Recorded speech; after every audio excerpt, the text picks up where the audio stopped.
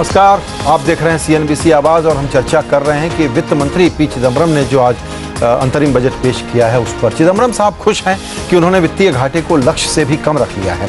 इसके लिए उन्होंने वाहवाही भी लूटने की कोशिश की है, लेकिन हकीकत में उन्होंने जितना बताया है उससे ज्यादा कुछ उन्होंने छिपाया भी है। असल में वित्त मंत्री ने आंकड़ों के साथ जो बाजीगरी की है वही उनके दावों पर सवाल खड़े कर रहे हैं। इसके अलावा कमाई और ग्रोथ का भी कोई ठोस रोड मैप आज के बजट भाषण में नजर नहीं आता। हालांकि उनकी इस बात पर तारीफ हो रही है कि चुनाव के बावजूद वो बड़े पॉपुलिस्ट कदम के किसी ऐलान से तो वो दूर रहे हैं।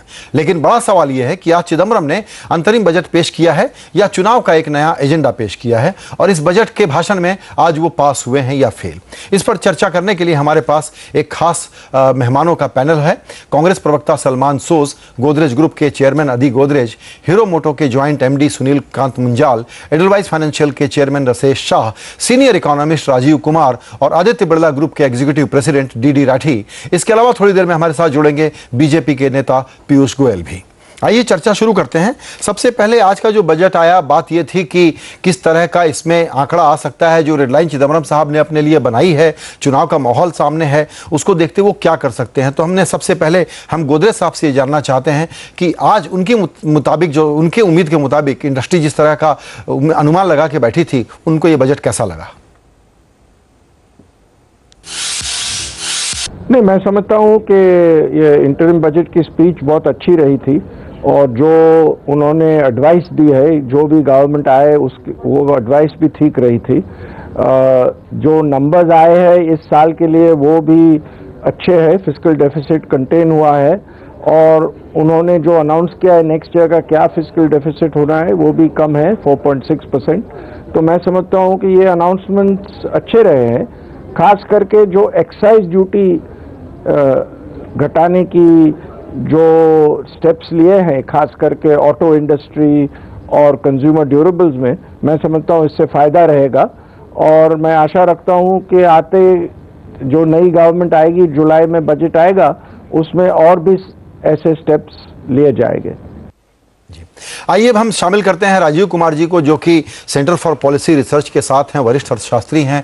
राजीव जी, आपने पूरे बजट के भाषण का अब तक अध्ययन कर लिया होगा। हम लोग सुबह ये चर्चा कर रहे थे कि कुछ डेविल्स इसमें डिटेल में हो सकते हैं। इस तरह की कोई आपको चीज़ नज़र आई जिसमें हम ये जो कह रहे हैं कि उन्होंने आंकड़ों के साथ बाजीगरी की है, ये बात सही साबित हो? क्योंकि हमको लगता है कि कुछ खर्चे पोस्टपोन कर दिए, सब्सिडी के सेविंग कह रहे हैं, जिसको वो ये है कि प्लान एक्सपेंडिचर का 80,000 करोड़ रुपया खर्च ही नहीं हुआ।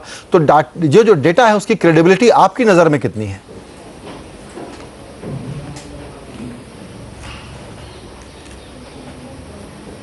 इस डेटा की क्रेडिबिलिटी थोड़ी कमज़ोर है संजय जी, क्योंकि सबसे शुरुआत में करना चाहता हूं जो उन्होंने ग्रोथ एस्टिमेट की बात करी, और ये जो बार बार कहा जा रहा है कि हमारी ग्रोथ की रिकवरी शुरू हो गई है, इसमें मुझे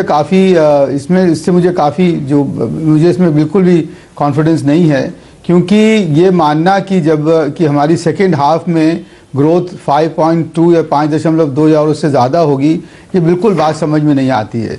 क्योंकि हमारी इंडस्ट्रियल ग्रोथ डाउन है, हमारी सर्विसेज सेक्टर की ग्रोथ डाउन है, हमारी इन्वेस्टमेंट जो है वो हो नहीं रहा है, प्राइवेट कंजम्पशन भी जो है वो इस साल हमारे जो CSO ने कहा है वो पिछले साल से कम है। तो ये मानना कि हमारी सेकेंड हाफ में इकोनॉमिक ग्रोथ जो है वो 4.6 से बढ़ के 5.2 या 4 हो जाएगी, ये बात मुझे समझ में नहीं आती है। और ये इसलिए ज़रूरी है क्योंकि वित्त मंत्री ने बार बार ये कहा कि मैंने जो तीनों चीज़ें हासिल करना थी वो हासिल कर ली।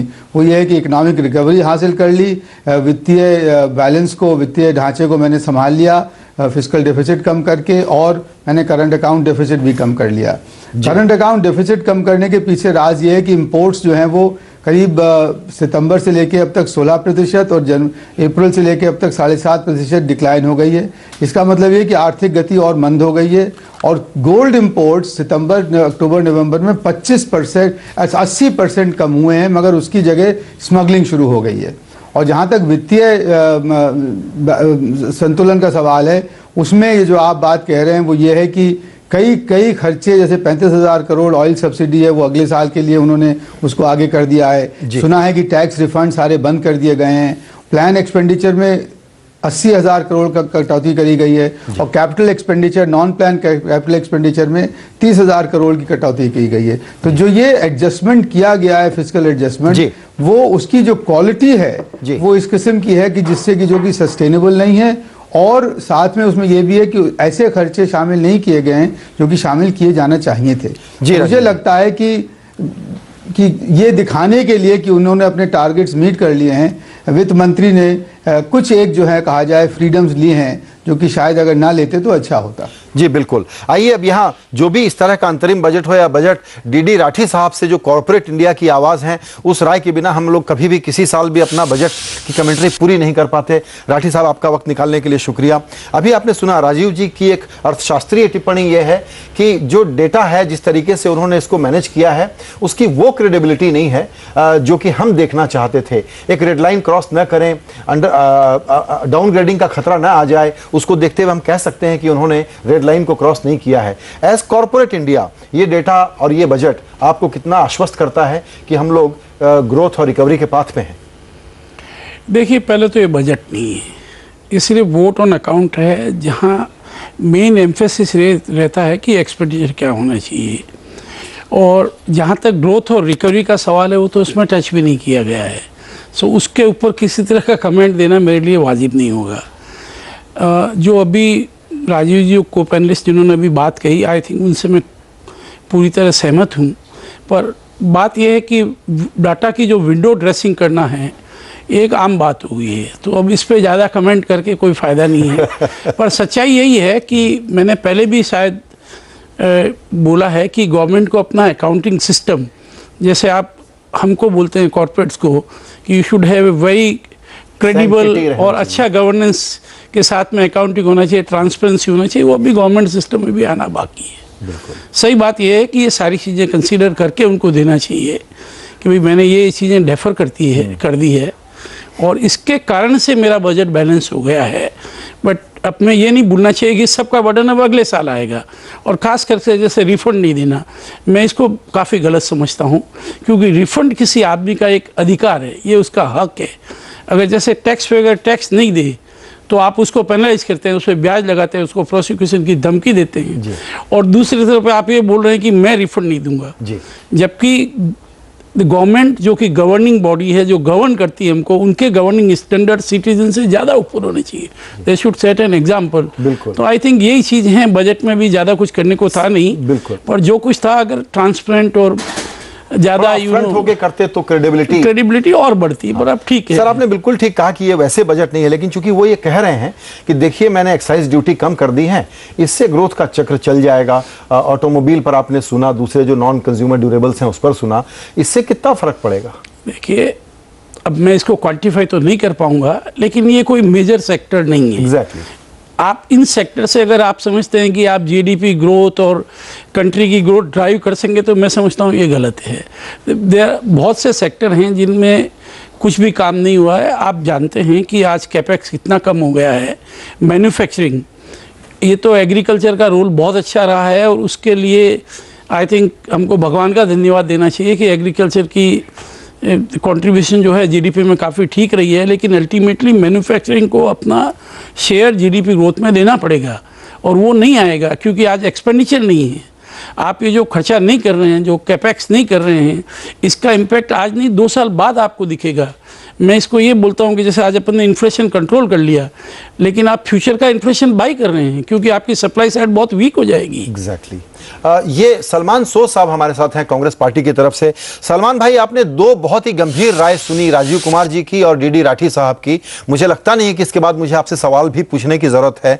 दोनों इस भाषण से नाखुश हैं और ये चिंता बनी हुई है कि ये आगे का फ्यूचर का इन्फ्लेशन खरीद लिया, कैपेक्स साइकिल को चलाने की बात नहीं हो पा रही है, टैक्समैन का रिफंड रोक करके आप अपने खातों को अच्छा बताने की कोशिश कर रहे हैं। सोज साहब, ये क्रिटिसिज्म है आपके लिए? मैं एक जरा बीच में बोलने के लिए माफी चाहता हूँ। जी हाँ, मैं नाखुश या खुश नहीं हूँ, मैं न्यूट्रल हूँ इस पे। ठीक है, चलिए मान लिया, लेकिन आपकी राय, न्यूट्रल राय भी बहुत महत्वपूर्ण है, जिसमें आपने बहुत अच्छा क्रिटिक रखा हमारे सामने। जी जी जी, बहुत अच्छी बात है, बहुत शुक्रिया कि आप न्यूट्रल हैं। मेरे ख्याल में जो मैं देखता हूँ नैरेटिव हिंदुस्तान में एक पेसिमिज्म का नैरेटिव। लेकिन अगर आप जो दुनिया की न्यूट्रल ऑर्गेनाइजेशंस हैं, जैसे IMF है, वर्ल्ड बैंक है, जिनको हिंदुस्तान की पार्टीज के साथ कोई ताल्लुक नहीं, अगर आप उनकी असेसमेंट देखें कि हिंदुस्तान में रिकवरी है या नहीं है, उनके हिसाब से तो रिकवरी चल रही है। अगर आप वर्ल्ड इकोनॉमिक आउटलुक, जो लेटेस्ट वर्ल्ड इकोनॉमिक आउटलुक जो IMF ने निकाला है, उसमें एक बहुत अच्छी बात उन्होंने बताई। एक तो ये कि जो इकोनॉमिक ग्रोथ है अगले साल का, इस साल का तो हमें पता है, हमने कहा है 4.8 to 4.9% ग्रोथ हो रही है साल की। वो कहते हैं अगले साल का एस्टिमेट उनका है 5.4% GDP ग्रोथ रेट, और उसके अगले साल में 6.4%। लेकिन 2016 का जो वो कहते हैं, जो वो उसमें बहुत महत्वपूर्ण बात ये है कि हम चाइना के साथ जो रेट ऑफ ग्रोथ है, उसका जो हमारा गैप है, उसको नैरो कर रहे हैं जी। Economic recovery is well under way, चाहे कोई माने या न माने। बाहर के लोग तो कहते हैं, सारे न्यूट्रल ऑब्जर्वर्स कह रहे हैं। मुझे लगता है हिंदुस्तान में जो हमारे भाई बहन रहते बहुत पेसिमिज्म में डाले हुए हैं। People have been talking down the economy. लेकिन देखिए, ये तो बजट है नहीं, ये तो वोट ऑन अकाउंट है।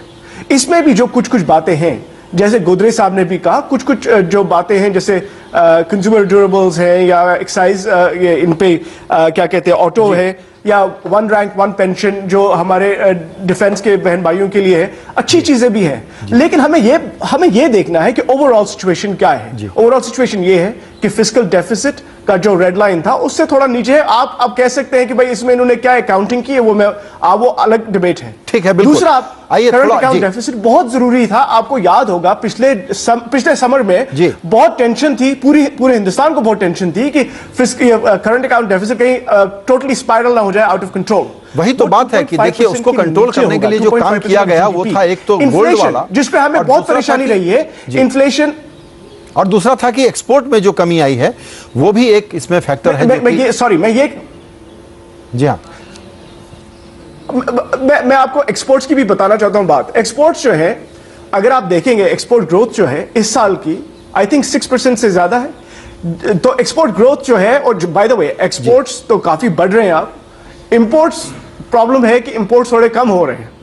अब इंपोर्ट्स कम होना हमारी मैन्युफैक्चरिंग पे असर आ सकता है, उस पे हमें ख्याल रखना है। मैन्युफैक्चरिंग मैं मानता हूं, आप ये मानते हैं कि वहां पर अभी मैन्युफैक्चरिंग के चैलेंजेस हैं, जिसका जिक्र अभी बिल्कुल राठी साहब ने भी उसी का जिक्र किया। अभी चर्चा जारी रखेंगे सलमान साहब, और आपने 1 रैंक 1 पेंशन की स्कीम का भी जिक्र किया है। क्या इसका संबंध आपके सीधे चुनावी राजनीति से नहीं है, ये भी सवाल आपके लिए होगा।